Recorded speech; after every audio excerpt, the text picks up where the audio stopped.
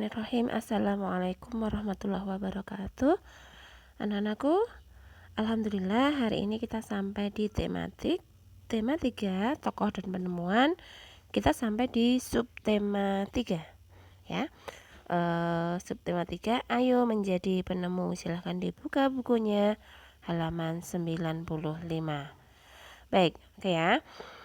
Untuk tematik kemarin, Ustazah sudah menjelaskan tentang berbagai penemuan yang sudah ditemukan oleh para ilmuwan. Nah, kemudahan banyak kita rasakan dalam kehidupan sekarang ini.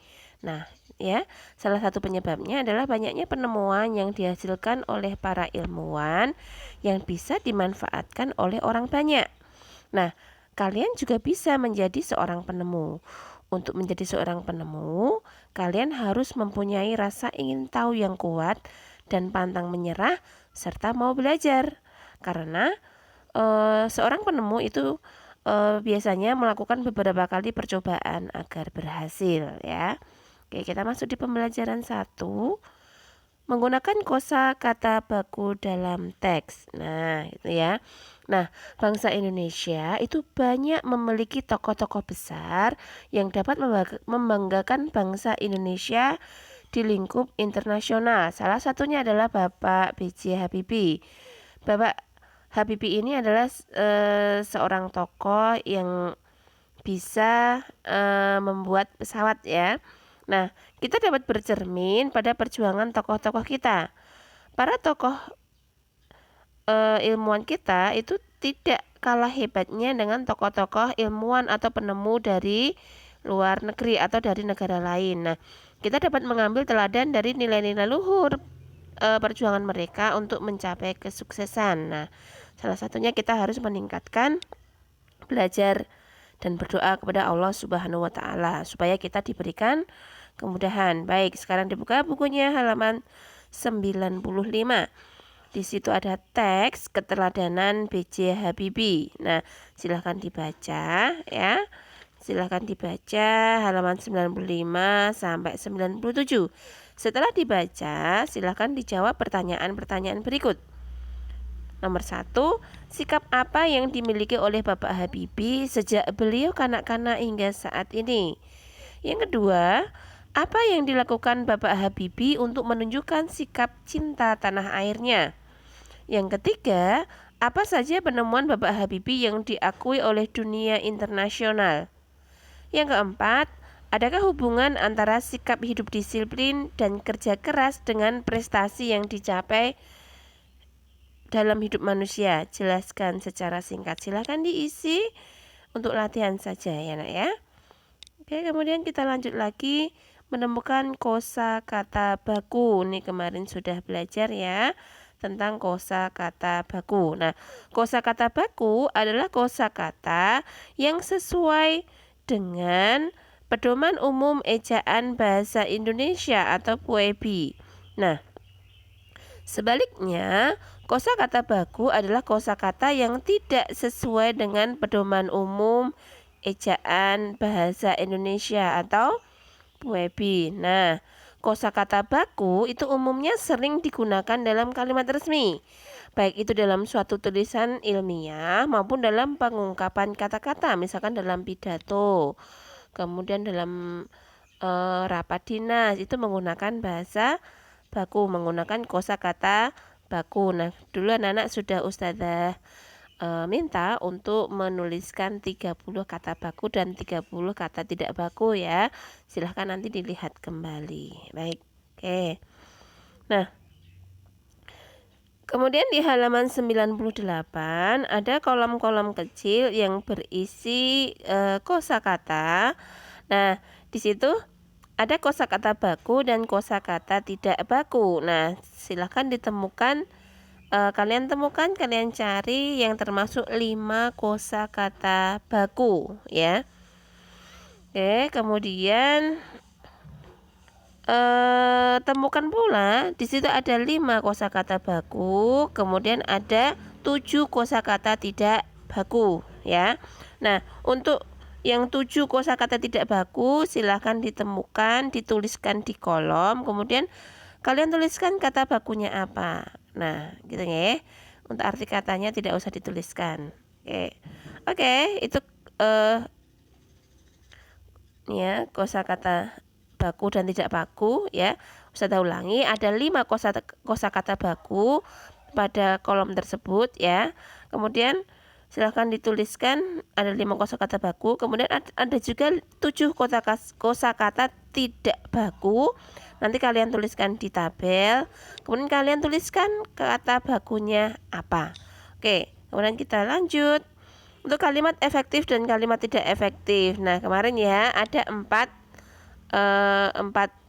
syarat, ada 4 ketidakhematan yang sering dipakai dalam kalimat yang tidak efektif. Nanti bisa kalian lihat lagi. Oke, sekarang kita lihat di halaman 99. Oke, kita belajar tentang perubahan kehidupan di bidang ekonomi akibat pengaruh perkembangan teknologi transportasi.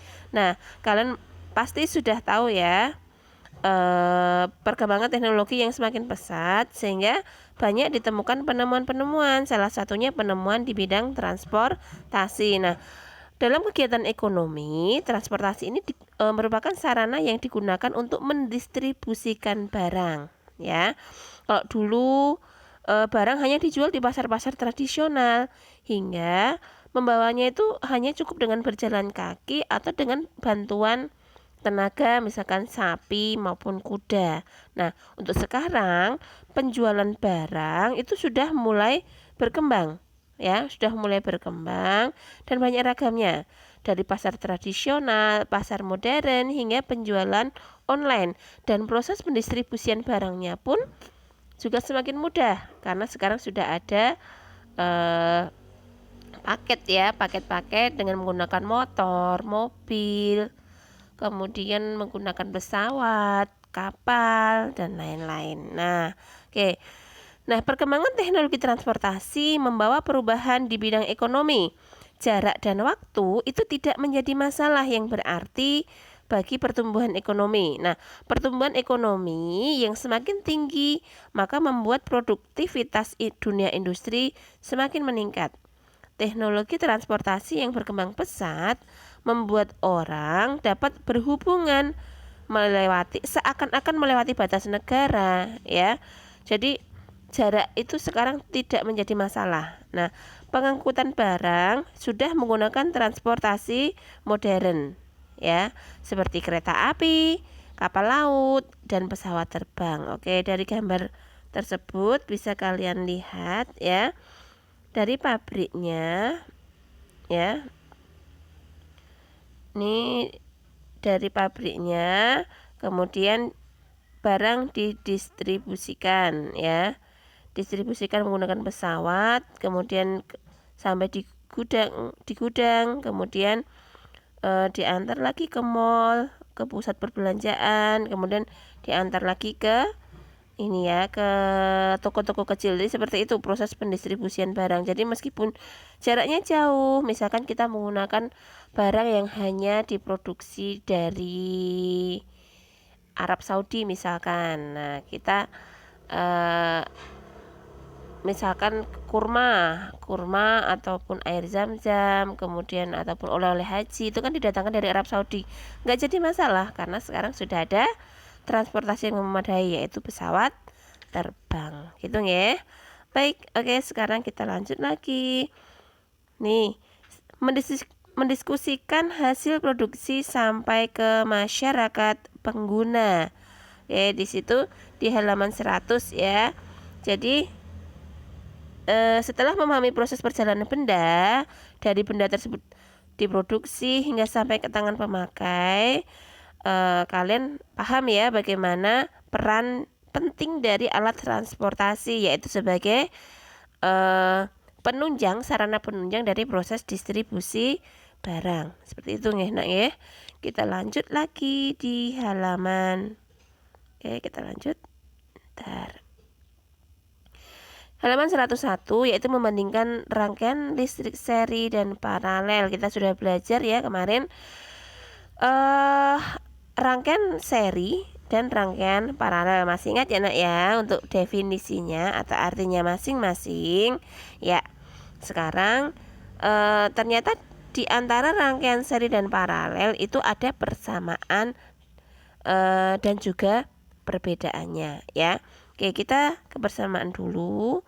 Persamaannya adalah daya dan arus listrik rangkaian seri dan paralel itu memiliki kesamaan pada kebutuhan sumber tegangan listrik. Jadi sama-sama menggunakan sumber tegangan listrik yaitu baterai. Kemudian yang kedua, sama-sama memiliki daya listrik yang cukup besar. Jadi kebutuhan daya listriknya itu sama antara rangkaian seri dan paralel. Kemudian kedua rangkaian bisa digunakan secara bersama-sama atau dicampur. Jadi rangkaian itu ada rangkaian seri, ada rangkaian paralel, kemudian ada rangkaian campuran. Nah, rangkaian campuran ini terdiri dari rangkaian seri dan paralel, jadi digabung menjadi satu. Kemudian yang keempat, memiliki kesamaan hambatan. Kalau dalam fisika itu R ya, resistor,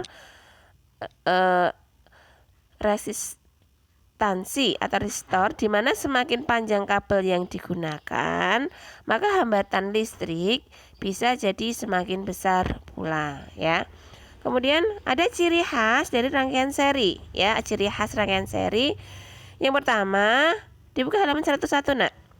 Arus dan nilai tegangan arus listrik yang mengalir pada masing-masing beban sama.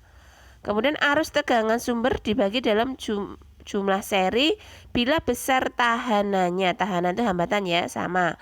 Jumlah penurunan arus pada rangkaian seri dari setiap tahanan seri adalah sama dengan nilai total sumber tegangan.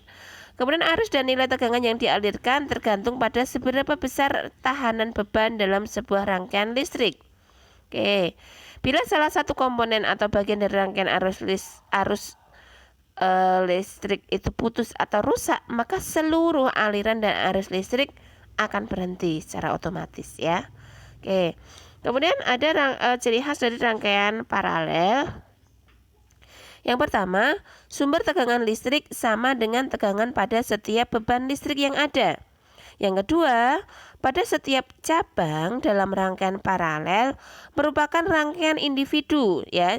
Paralel kan ada cabangnya ya nak ya, di mana arus dan tegangan setiap cabang tergantung pada besarnya tahanan cabang. 3. Hampir semua tahanan dirangkai dalam sebuah rangkaian paralel, di mana tahanan total rangkaian mengecil yang menyebabkan tegangan total menjadi lebih besar. Bila salah satu komponen arus paralel terputus, maka yang terputus hanya pada komponen tersebut. Jadi masih bisa, arus listrik masih bisa mengalir ya. Baik, oke, sekarang kita lanjut lagi. Di pembelajaran 2, menuliskan hak dan kewajiban sebagai anggota keluarga ya. Kemarin anak sudah berlatih ya. Apa saja hak kalian dan kewajiban kalian sebagai anggota keluarga. Bisa dilihat lagi yang kemarin ya. Oke, kemudian untuk mengingat-ingat silahkan kalian tuliskan di sini ya. Hak sebagai anggota keluarga. Apa hakmu, hak kalian sebagai anggota keluarga. Kemudian apa kewajiban kalian sebagai anggota keluarga. Kemudian untuk pelaksanaan hak dan kewajiban, kalian sudah melaksanakan dengan penuh tanggung jawab atau belum? Oke.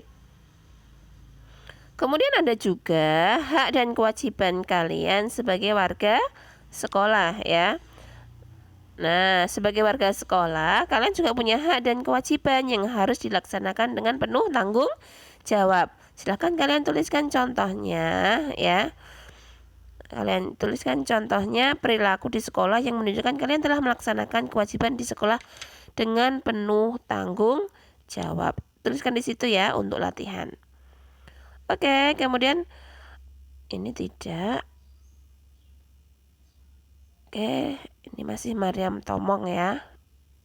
Baik, karena hari ini untuk materi tematiknya cukup hanya di pembelajaran 1 dan pembelajaran 2 saja. Kemudian sebelumnya kalian juga bisa membaca ya di teks halaman 104 tentang penemu radio. Silahkan dibaca ya, dibaca supaya anak-anak lebih tahu. Demikian, kalau ada salah-salah kata Ustazah mohon maaf. Wassalamualaikum warahmatullahi wabarakatuh.